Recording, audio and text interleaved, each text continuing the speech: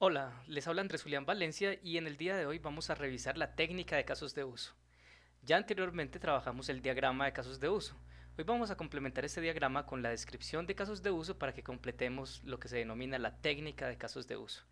Para hacerlo vamos a mirar un ejemplo y a partir de ese ejemplo vamos a construir el diagrama de casos de uso, la descripción de casos de uso y vamos a terminar haciendo una aplicación que cumpla con ese diagrama y con esa descripción.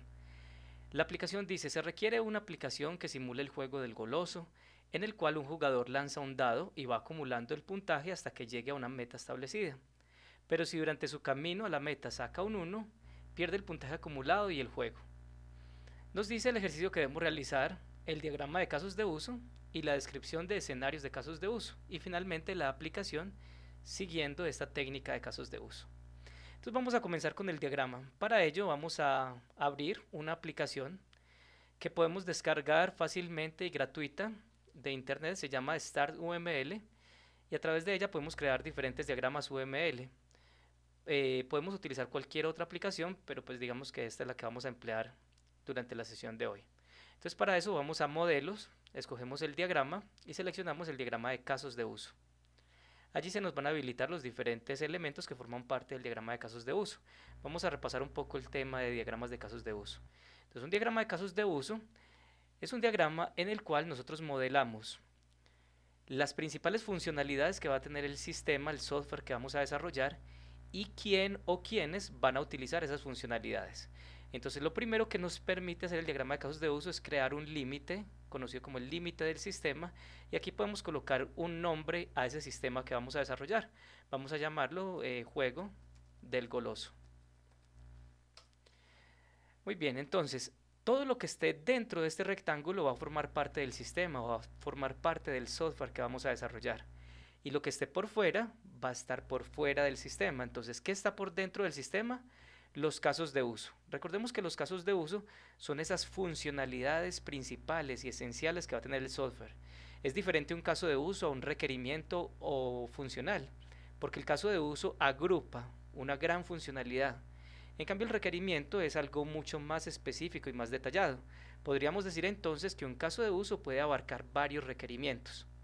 Cuando pensamos en casos de uso, una manera fácil de identificar que es un caso de uso es imaginarnos la interfaz gráfica que va a tener el software y cuáles serían las opciones del menú principal que nosotros podríamos poner o disponer dentro del software. En este caso, vamos a pensar que una de las principales funcionalidades que vamos a tener dentro de nuestro juego es precisamente jugar. Entonces vamos a llamarlo jugar, jugar goloso. Así lo vamos a llamar. También podríamos decir lanzar dado. Sin embargo, queremos que el caso de uso sea más general.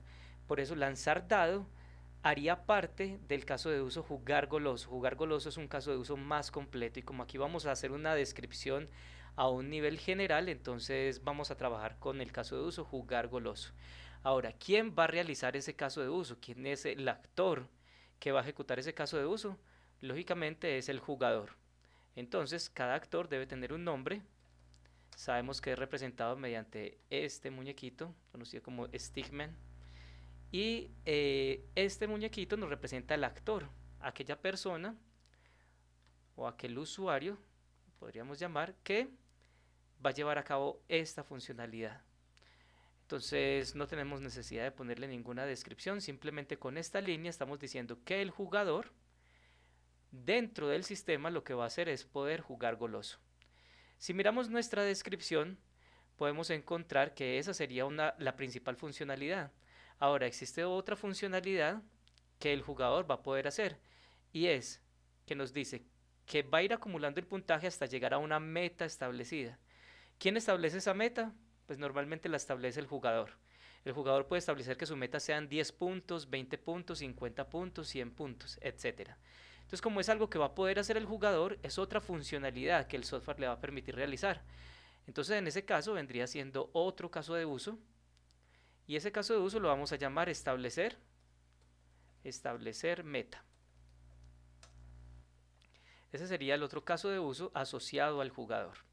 ¿Qué otro actor tenemos dentro de esta aplicación? No tenemos ningún otro actor.